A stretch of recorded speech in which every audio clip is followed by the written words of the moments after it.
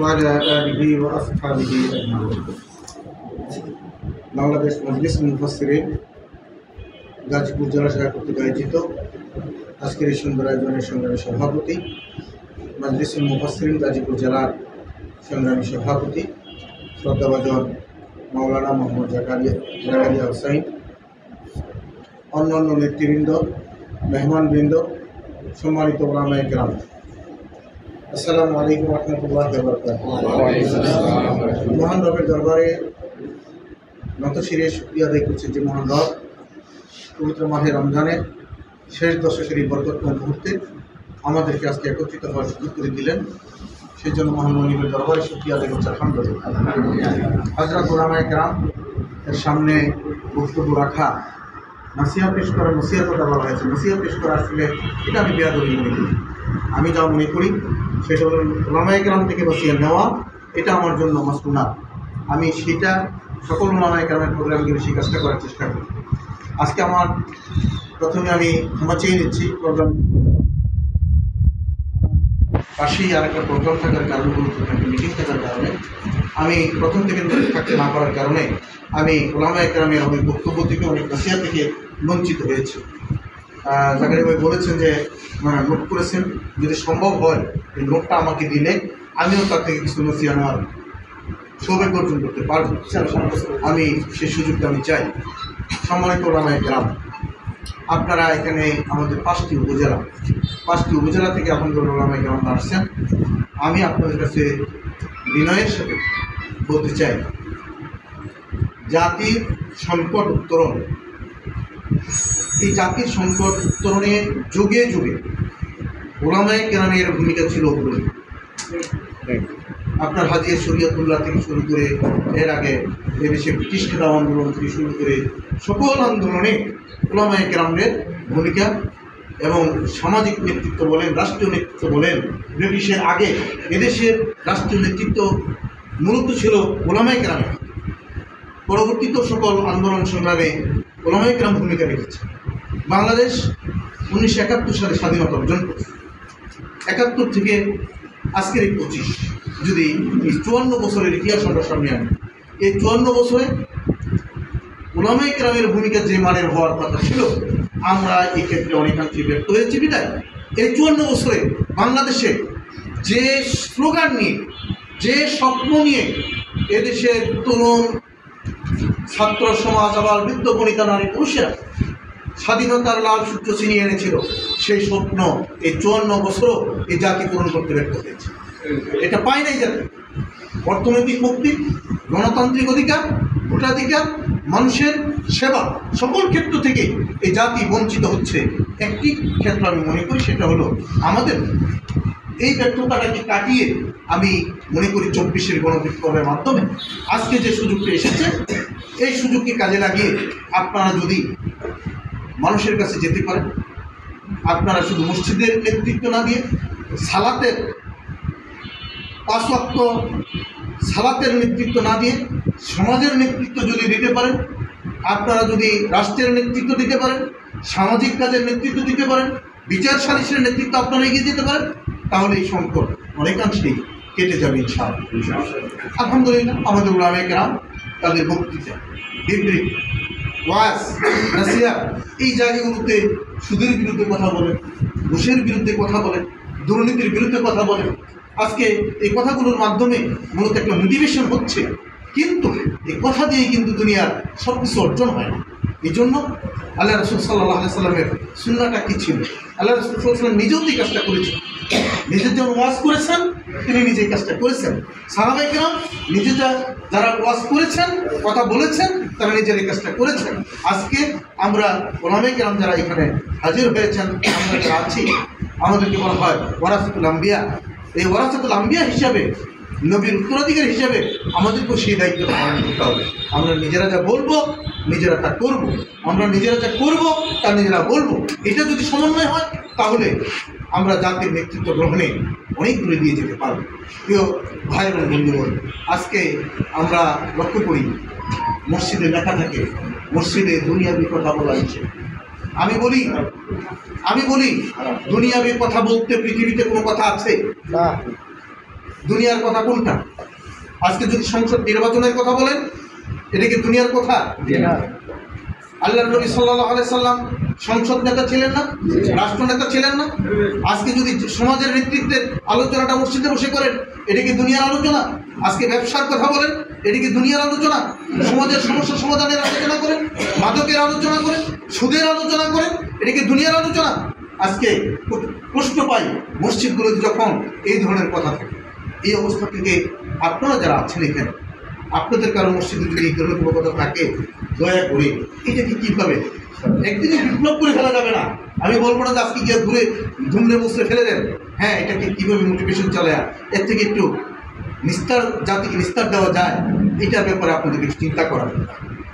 আপনাদেরকে চিন্তা করা দরকার।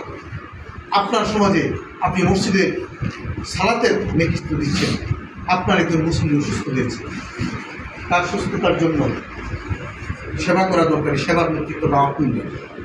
এই সেবার নেতৃত্বটা আজকে আলেম ওলামাদের হাতে নাই, ইসলামপন্থীদের হাতে নাই।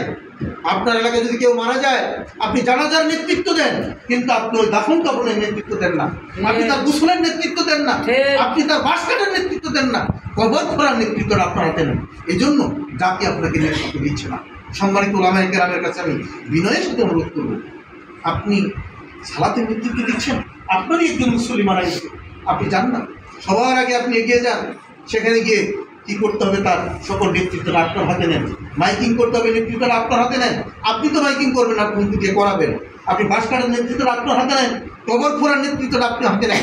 যদি নিতে পারেন, তাহলে ওই সমাজের নেতৃত্বটা আপনার হাতে আসবে। সমাজের একটি মানুষ, একটু নারী, যার সাথে আপনি দেখা করতে পারেন না, অসুস্থ, আপনি খবর পেয়েছেন অমুক বাসের অমুক নারী অসুস্থ, তার চিকিৎসা যতদূর হচ্ছে না, আপনি ওই বাসার যারা পুরুষ আছে তাদের সাথে খোঁজখবর নিয়ে তার চিকিৎসার দায়িত্বটা আপনি গ্রহণ করেন। আপনার পকেটে একটি টাকা দেওয়া লাগবে না।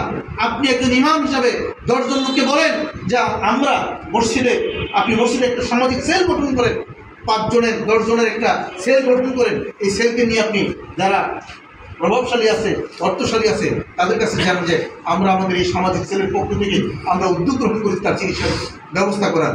আপনার নেতৃত্বে সেল যাবে, তার চিকিৎসার ব্যবস্থা করবে।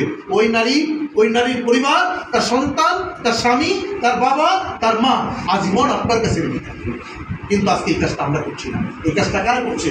যারা আপনার আদর্শের বিরোধিতা করছে, কোরআনের বিরোধিতা যারা করছে, ইসলামী রাষ্ট্রের বিরোধিতা করছে, কল্যাণ রাষ্ট্রের বিরোধিতা করছে, তারা আজকে ওই কাজটা করছে। আজকে জাকাত ভিত্তিক অর্থ ব্যবস্থা বাংলাদেশে না থাকার কারণে আজকে এক শ্রেণী বিশাল ধনী হচ্ছে, আরেক শ্রেণী আজকে বিশাল গরিব হচ্ছে। এই অবস্থা থেকে নিষ্কৃতি দেওয়ার জন্য জাকাত ভিত্তিক অর্থ ব্যবস্থার কোনো বিকল্প নাই।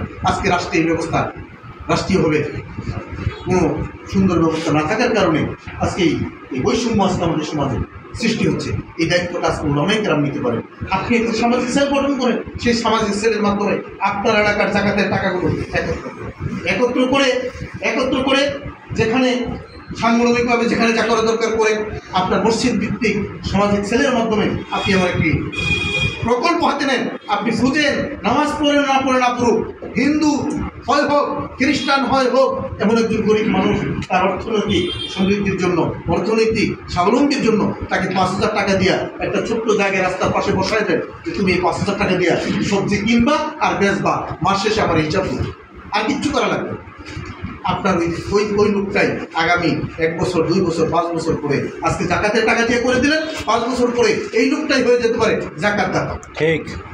আমি আমার জীবনে এই গাজীপুরে যখন আসি, আমার অর্থনৈতিক অবস্থা খুব বেশি ভালো ছিল না। যে বছর আমার প্রথম জাকাত হয় ওই বছর আমার স্ত্রী আমাকে বলতেছিল, আমার ওয়াইফ আমাকে বলতেছিল যে এই জাকাতের টাকাটা সংগঠনকে কিছু দেও, আর কিছু টাকাটা দিয়ে একজন মানুষকে দাঁড় করিয়ে, একজন মানুষ, জাস্ট একটা মানুষকে দাঁড় করিয়ে দেওয়ার জন্য দিলাম 5,000 টাকা। 5,000 টাকা দিয়ে বলছি তুমি ব্যবসা করো। আলহামদুলিল্লাহ সেই ছেলেটি এখন প্রতি বছর সংগঠনকে 10,000, 20,000 টাকা দেয়। 5,000 টাকা দিয়ে যাকে দাঁড় করিয়ে দেওয়া হলো, সে এখন 10,000, 20,000 টাকা জাকাত দেয়। গত রাতে আমাকে বলতেছে, ভাই এখনো তো হিসাবটা কমপ্লিট করতে পারিনি, ব্যস্ততার কারণে আমি চেষ্টা করব এই রোজার মধ্যে এই জাকাতের টাকাটা পৌঁছানোর জন্য। মহানগরীকেও দিতে হবে, আপনাকেও দিতে হবে। এই যে আমি জাস্ট একটা নমুনা বললাম, এমন অসংখ্য নমুনাটি বাংলাদেশের মানে আনাচে কানাচে রয়েছে। কালকে আমার কাছে কিছু বই আসলো, আমার মাদ্রাসাও প্রিন্সিপাল হুজুরের হাতে তুলে দিলাম। যিনি বইটা পাঠালেন বাসায় এসে আমি তাকে ফোন দিলাম যে তোমাদের কাজ কি। তারা বললো যে আমাদের সংস্থার নাম হলো সেন্টার ফর ম্যানেজমেন্ট জাকাত, সেন্টার ফর জাকাত ম্যানেজমেন্ট। তো তোমাদের কাজটা কি? মানে যারা জাকাত দাতা এমন কিছু আমরা বড় বড় ক্লায়েন্ট, বড় বড় পার্টি আমরা ম্যানেজ করেছি। এবং এই সংখ্যাটা খুব বেশি না, 10-15-20টা হবে। এই রহিম আফরোজ, শেখ বশিরউদ্দিন সাহেব যে উপদেষ্টা উনি আছেন, এমন আরও বেশ কিছু ব্যক্তি। তো এটা ম্যানেজমেন্টের জন্য আমরা কিছু সাবেক সচিব, সমাজের সবচেয়ে বড় বড় প্রভাবশালী মানুষ যারা ইসলাম নিয়ে চিন্তা করে, হোক সে মানুষটা জাতীয়তাবাদী কিন্তু ইসলাম নিয়ে ভাবে, ইসলামপন্থীও আছে, জাতীয়তাবাদীও আছে কিন্তু ইসলাম নিয়ে ভাবে, এমন কিছু মানুষকে আমরা রেকমেন্ডেশন দিই। তাদেরকে নিয়ে আমরা বসেছি। এই লোকটা যখন ফোন করে একজন শিল্পপতিকে যে তোমার জাকাত কী হবে, সে তো চিন্তা করে যে আমি জাকাত হিসাবেই করি, তখন তার মধ্যে একটু ভাবান্তর সৃষ্টি হয়। কেমনি জাকাত হিসাব করতে হবে, ক্যালকুলেশন করতে হবে, তখন আমাদেরকে পাঠায় দেয়, আমরা ক্যালকুলেশন করে দিয়ে চলে আসি। আমরা বলি না যে আমাদেরকে জাকাত দাও, তখন আমরা এসে বলি যে এত টাকা ওনার 50 লক্ষ টাকা জাকাত হচ্ছে। এবার এসে যখন আমাদের সিউকে বলি, সিউ একটা ফোন দেয়, তোমার 50 লক্ষ টাকা জাকাত হচ্ছে, তুমি তো গরিব মানুষের শাড়ি লুঙ্গি দাও, এগুলো বাদ দিয়া তুমি কিছু এই স্বাবলম্বী করার কাজ করো, এটা যদি আমাদেরকে দায়িত্ব দাও, তোমার পক্ষ থেকে আমরা এই কাজটা করি। আলহামদুলিল্লাহ তারা এই পর্যন্ত প্রায় 5,000 মানুষকে বাংলাদেশে স্বাবলম্বী করার উদ্যোগ গ্রহণ করেছে এবং তারা সম্ভব। এইটা যদি তাদের দ্বারা সম্ভব হয়, আমরা 5,000 পারবো না, 500 পারবো, 50 জন পারবো। সমাজের 50টা লোক, 10টা লোককে আপনারা করেন না, আপনার নজির স্থাপন করতে পারবেন এবং সামাজিক নেতৃত্ব আপনার হাতে চলে আসবে। এবং এইগুলি যদি করতে পারেন, এইভাবেই যদি আপনারা এগিয়ে আসতে পারেন সামাজিকভাবে, রাষ্ট্রীয়ভাবে, এটা আপনার বড় একটা অ্যাচিভমেন্ট হবে। এবং জাতির সংকট উত্তরের কথা বলি, জাতির সংকটকে এই জায়গাগুলোতে আজকে যার বাড়িতে টিভি চলে, আজকে সাংস্কৃতিক আগ্রাসনের কথা বলা হয়েছে, ওই সাংস্কৃতিক আগ্রাসনের মোকাবেলায় আমি ইমাম হিসেবে কী করছি? আমি শুধু ওয়াজ করে আমার ওয়াজের কোনো তাসির হবে না তো? আপনি প্রতি জুমায় আলোচনা করতেছেন, আজকে 10 বছর 20 বছর যাবৎ আলোচনা করে কয়টা বাড়ি থেকে আপনি টিভি ওই রিল ছুটাইতে পারছেন, ভারতীয় টিভি ছবি ছুটাইতে পারছেন? পারেন না। কেন পারেন না?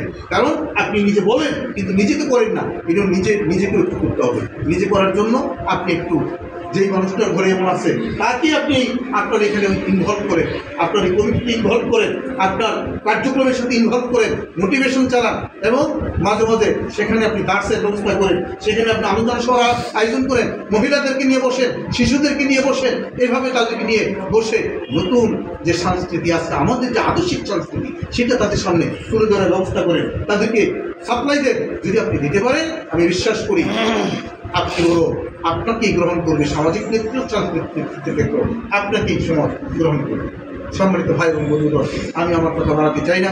আজকে হযরত উলামায়ে কেরাম যারা এসেছেন, আমি যে কথাগুলো বললাম যদি ভুলভ্রান্তি হয়ে থাকে আমি ক্ষমা চাই, কারণ এতগুলো কথা বলা এটা এই হযরত উলামায়ে কেরামের সামনে খুব বেশি শোভা না পেলেও বাস্তবতার কারণে কয়েকটি কথা বললাম, আমাকে ক্ষমা করে দেবেন। আর আপনারা আসছেন, আপনাদেরকে ধন্যবাদ জানাই। আপনারা কষ্ট করে এখানে এসছেন, আজকে মাজলিসে মুফাসসিরিনের আহ্বানে এসছেন। আপনারা এখান থেকে যারাই যেখানে এই ওয়াজ নসিহতের সাথে সম্পৃক্ত আছে সবাইকে অ্যাকোমোডেশন করে তাদের তালিকাগুলো করে আপনারা তাদেরকে নিয়ে আর বড় আকারে একটা সম্মেলন করেন। বড় আকারে সম্মেলন করার জন্য মাজলিসে মুফাসসিরিনের এখানে সভাপতি মহোদয় আছেন।